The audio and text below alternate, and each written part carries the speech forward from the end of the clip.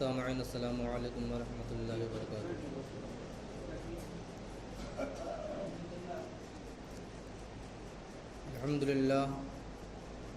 الحمد للہ رب العالمین والعاقبۃ للمتقین والصلاة والسلام علی سید المرسلین وعلی آلہ واصحابہ اجمعین، اما بعد فاعوذ باللہ من الشیطان الرجیم، بسم اللہ الرحمن الرحیم۔ واتخذ اللہ ابراہیم خلیلا، صدق اللہ مولانا العظیم وبلغنا رسولہ النبی الامین المکین الکریم، ونحن علی ذلک لمن الشاہدین والشاکرین، والحمد للہ رب العالمین۔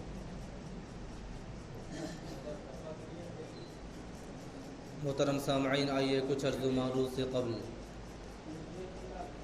اپنے آقا نامدار مدینے کے تاجدار جناب روح فدا محمد عربی صلی اللہ تعالی علیہ وسلم کی بارگاہ بے کس پناہ میں درود و سلام کی ڈالی نشاور کریں اور پڑھیں بآواز بلند، اللہم صلی علی سیدنا شفیعنا حبیبنا کریمنا مولانا محمد وبارک وسلم صلاۃ و سلام علیک یا رسول اللہ صلی اللہ تعالی علیہ وسلم۔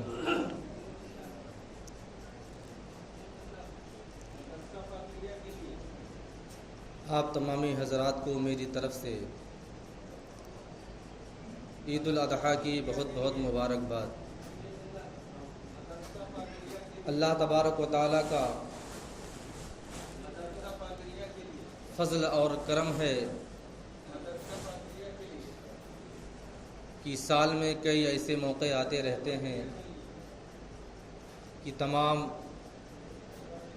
ایمان والوں کا، مسلمانوں کا ہجوم اکٹھا ہو کر کے سب سے پہلے اللہ تبارک و تعالیٰ کی بارگاہ میں سر بسجود ہوتا ہے۔ اس کے بعد لوگ اپنے اخلاق اور محبت کا نذرانہ پیش کرتے ہوئے آپس میں مصافحہ اور معانقہ کرتے ہیں۔ محترم سامعین، جیسا کہ میں نے جس آیت مقدسہ کی تلاوت کا شرف حاصل کیا، اللہ رب العزت ارشاد فرماتا ہے واتخذ اللہ ابراہیم خلیلا، کہ ابراہیم کو اللہ تبارک و تعالیٰ نے اپنا گہرا دوست بنایا۔ محترم سامعین، حضرت ابراہیم علیہ نبی علیہ الصلاۃ والتسلیم کی وہ ذات بابرکات ہے کہ جس خلیل کو اللہ تبارک و تعالیٰ نے دنیا میں بھیجا تو ایسے موقع پر اور ایسی جگہ پر جہاں اسلام کا نام لیوا کوئی شخص نہ تھا، اللہ تبارک و تعالیٰ نے ابراہیم کو اپنا خلیل بنایا۔ کیوں بنایا؟ کیونکہ اللہ تبارک و تعالیٰ نے کئی ایسے مقامات پر آپ کا امتحان لیا اور حضرت ابراہیم علیہ نبی علیہ الصلاۃ والتسلیم اپنے امتحان میں کامیاب ہوئے۔ سب سے پہلے تو یہ کہ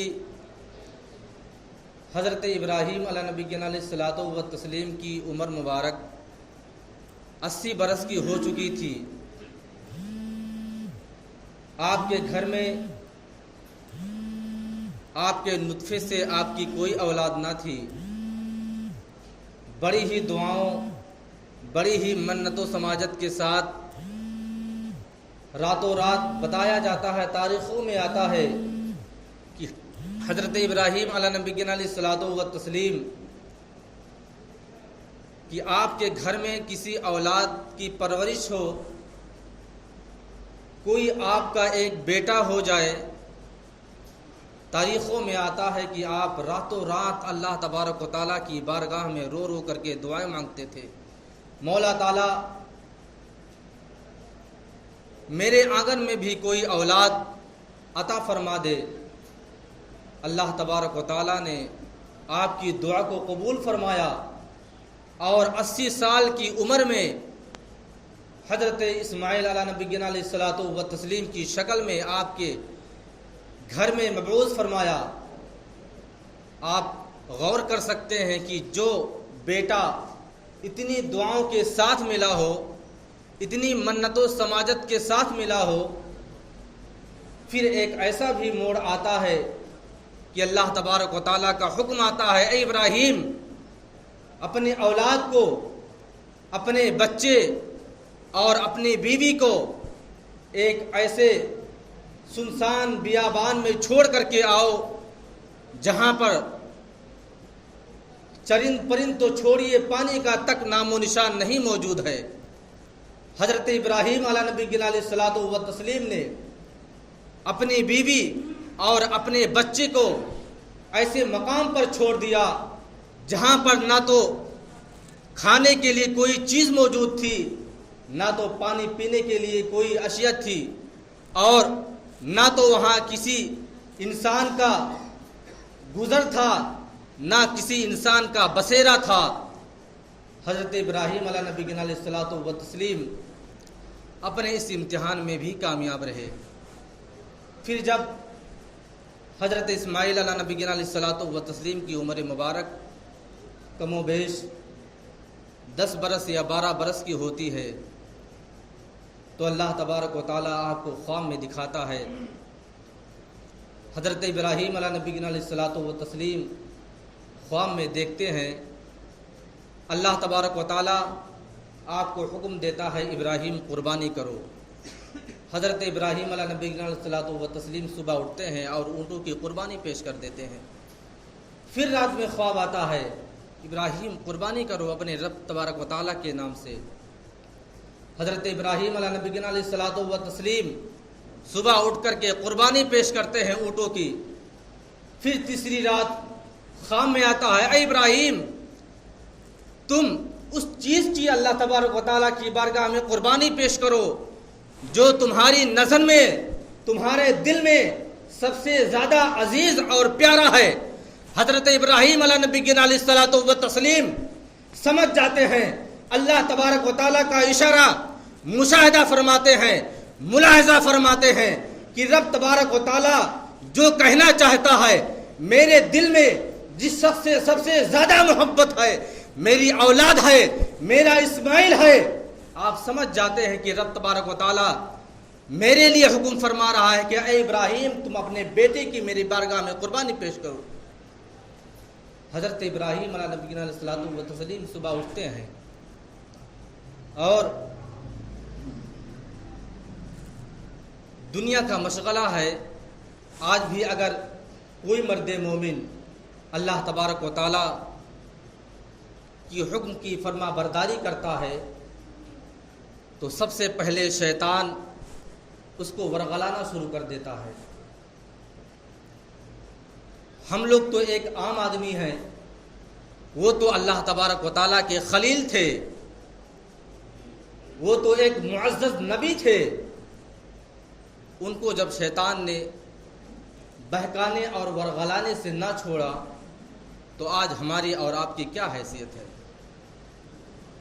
حضرت ابراہیم علیہ نبی علیہ الصلوۃ والتسلیم صبح جب بیدار ہوتے ہیں سب سے پہلے اپنے بیوی سے فرماتے ہیں کہ اسماعیل کو تیار کر دو اور بہترین اور خوبصورت کپڑے پہنا کر کے اسے تیار کر دو، کیونکہ اسے اپنے دوست کے ہاں دعوت میں لے کے جانا ہے۔ حضرت ابراہیم علیہ نبی علیہ الصلوۃ والتسلیم کا حکم تھا۔ حضرت حاجرہ رضی اللہ تعالی عنہ اپنے بیٹے کو تیار کرتی ہیں، نہلاتی ہیں، دھلاتی ہیں، کنگھی کرتی ہیں، تیل اور سرما لگاتی ہیں، ہر چیز سے زیب تن کر دیتی ہیں، خوبصورت لباس پہناتی ہیں۔ کیونکہ حضرت ابراہیم کا فرمان تھا کہ اپنے دوست کے ہاں دعوت میں لے کے جانا ہے۔ حضرت ابراہیم علیہ نبی علیہ الصلوۃ والتسلیم اپنے بیٹے کو ساتھ لیتے ہیں اور مینا کی وادی کی طرف چل دیتے ہیں۔ ادھر شیطان کو بات ہضم نہ ہوئی کہ ابراہیم صرف اللہ تبارک و تعالیٰ کے خواب پر اپنا وعدہ پورا کرنے جا رہے ہیں۔ حضرت ابراہیم علیہ نبی علیہ الصلوۃ والتسلیم نے اپنے لخت جگر کو ساتھ میں لیا، چھری اور رسی اپنے ساتھ لیا اور مینا کی وادی کی طرف چل پڑتے ہیں۔ ادھر شیطان ورغلانے کے لیے، بہکانے کے لیے کہ اللہ تبارک و تعالیٰ کا فرمان ابراہیم کسی بھی طریقے سے پورا نہ کر سکیں، سب سے پہلے حضرت حجرہ کے پاس آتا ہے۔ شیطان کہتا ہے، اے حاجرہ، آپ جانتی ہیں کہ آپ کے شوہر آپ کے بیٹے کو کہاں لے کے جا رہے ہیں؟ حضرت حاجرہ نے فرمایا کہ ہاں مجھے معلوم ہے، وہ تو میرے لخت جگر کو اپنے دوست کے ہاں دعوت میں لے کے جا رہے ہیں۔ شیطان نے کہا، نہیں، تمہارے شوہر اپنے بیٹے کی قربانی پیش کرنے کے لیے جا رہے ہیں، اپنے بیٹے کو ذبح کرنے کے لیے لے کے جا رہے ہیں۔ حضرت حاجرہ نے فرمایا، کیا کوئی باپ بھی اپنے بیٹے کو ذبح کرتا ہے، وہ بھی ایسا بیٹا جو بڑی منت و سماجت کے ساتھ ملا ہو؟ شیطان نے کہا، نہیں، اللہ تبارک و تعالیٰ کا حکم ہے ان کے لیے کہ اپنے بیٹے کی قربانی پیش کریں۔ حضرت حاجرہ نے فرمایا، تو شیطان معلوم ہوتا ہے، ایک اسماعیل کیا، اگر اللہ تبارک و تعالیٰ میرے شکم سے ہزاروں اسماعیل پیدا کر دے تو حاجرہ اللہ تبارک و تعالیٰ کی بارگاہ میں قربانی پیش کرنے کے لیے تیار ہے۔ شیطان جھجک جاتا ہے، اس کے چہرے پر تماچا پڑ جاتا ہے، پھر آگے بڑھتا ہے اور حضرت ابراہیم کے پاس جاتا ہے، کہتا ہے، کیا کوئی باپ اپنے بیٹے کو اس طرح ذبح کر سکتا ہے؟ کیا کوئی ایک خواب کو سچا کرنے کے لیے کیا کوئی باپ اپنے بیٹے کو اس طرح ذبح کرے گا؟ حضرت ابراہیم سے جب شیطان نے کہا، حضرت ابراہیم علیہ نبی علیہ الصلوۃ والتسلیم نے کہا کہ تو شیطان معلوم ہوتا ہے، اور آپ نے کنکری اٹھائی اور شیطان کو دے مارا۔ آج بھی تمام حاجی اس ارکان کو ادا کرتے ہیں مکہ معظمہ کی سرزمین پر۔ پھر اس کے بعد شیطان نے سوچا کہ لاؤ اسماعیل کو ورغلایا جائے۔ حضرت اسماعیل کے پاس شیطان آتا ہے، کہتا، معلوم ہے تمہارے باپ تم کو کہاں لے کے جا رہے ہیں؟ کہا، ہاں، اپنے دوست کے ہاں دعوت میں لے کے جا رہے ہیں۔ کہا، نہیں، تمہارے والد تمہیں مینا کی سرزمین پر، مینا کی وادی میں قربان کرنے کے لیے لے کے جا رہے ہیں، تمہیں ذبح کریں گے، تمہاری قربانی پیش کریں گے۔ حضرت اسماعیل علیہ الصلوۃ والتسلیم نے فرمایا، کیا کوئی باپ بھی اپنے بیٹے کو ذبح کرتا ہے؟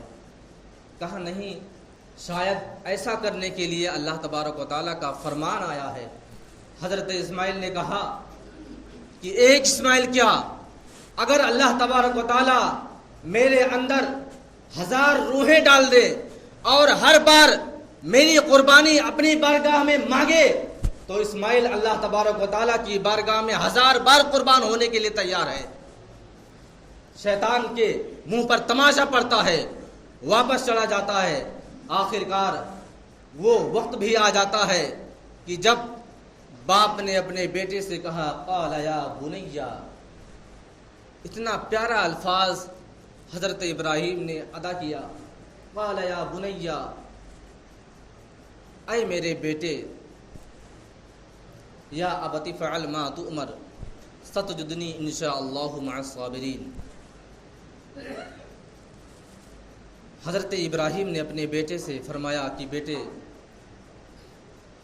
میں نے خواب دیکھا ہے کہ اللہ تبارک و تعالیٰ کا فرمان آیا ہے کہ میں تیری قربانی رب تبارک و تعالیٰ کی بارگاہ میں پیش کروں۔ حضرت اسماعیل نے کہا کہ ستجدنی انشاءاللہ مع الصابرین۔ اے میرے والد گرامی، آپ اللہ تبارک و تعالیٰ کے فرمان کو پورا کرے، انشاءاللہ مجھے آپ صبر کرنے والا پائیں گے۔ آخرکار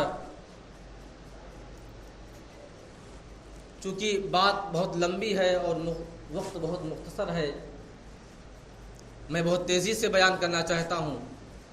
حضرت اسماعیل علیہ نبینا علیہ الصلوۃ والتسلیم کو حضرت ابراہیم نے اللہ تبارک و تعالیٰ کی بارگاہ میں قربانی پیش کرنے کے لیے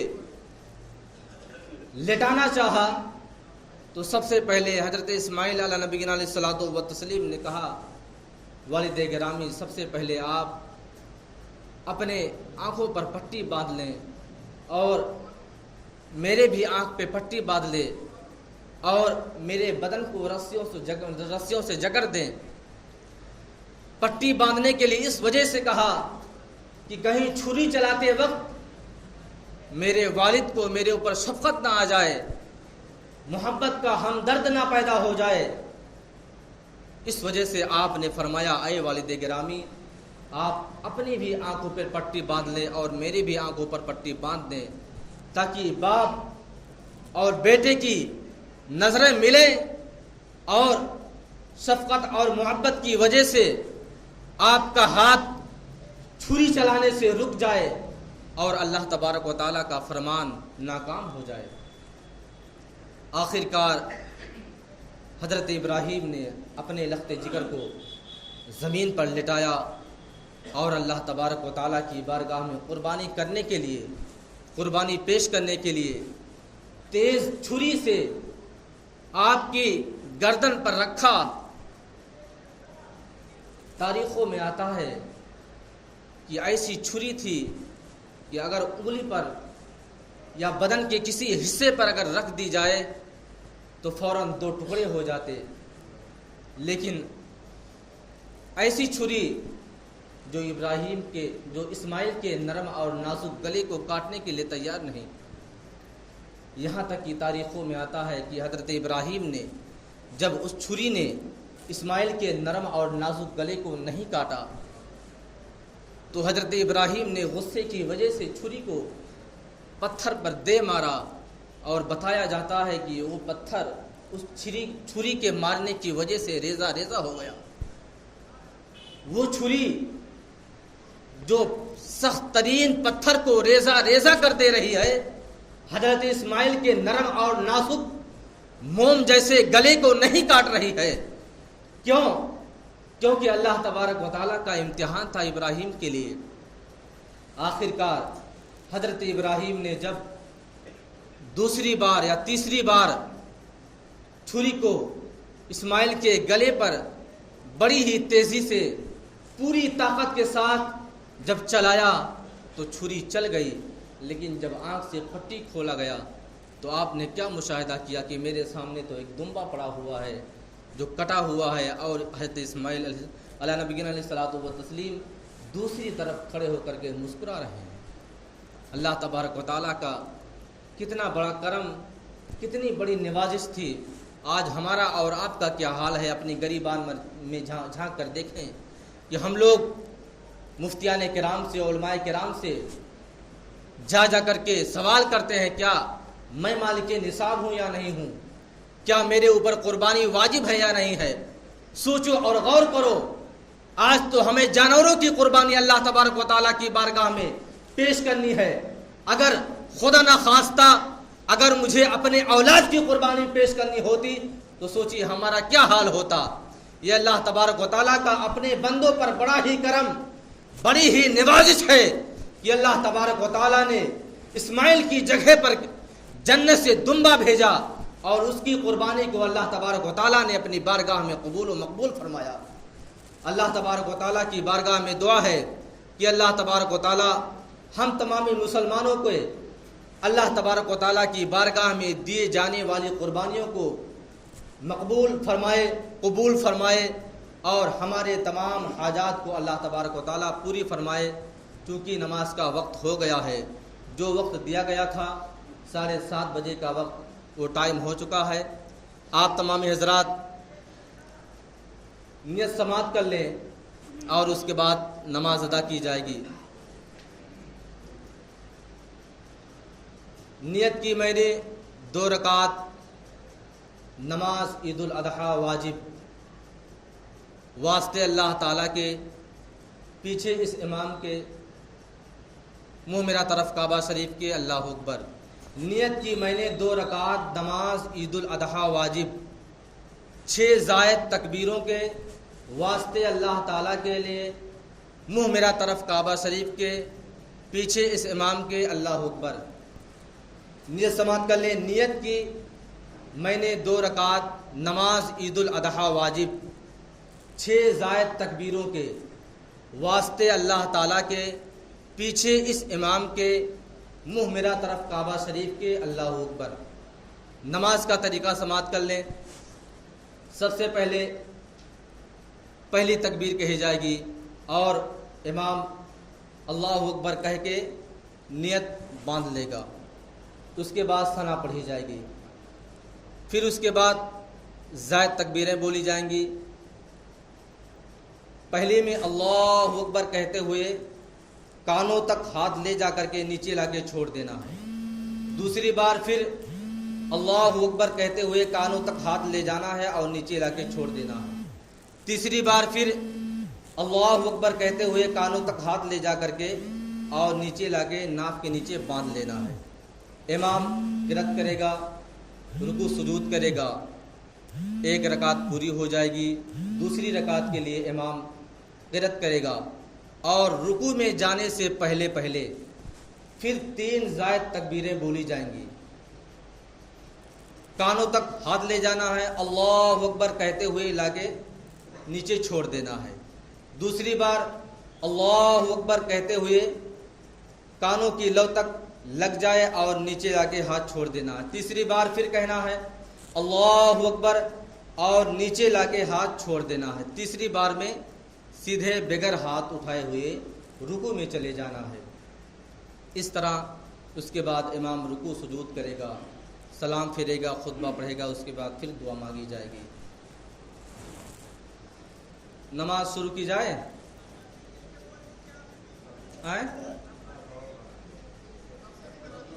اچھا، آپ تمام حضرات کھڑے ہو جائیں اور صفوں کو درست کر لیں تاکہ جو حضرات پیچھے سب پانے سے رہ جا رہے ہیں ان کو بھی جگہ مل جائے۔ آگے جس کے بغل میں جگہ ہو وہ پیچھے سے کسی کو بلا لے تاکہ صف کی درستگی صحیح سے اچھے طریقے سے ہو جائے۔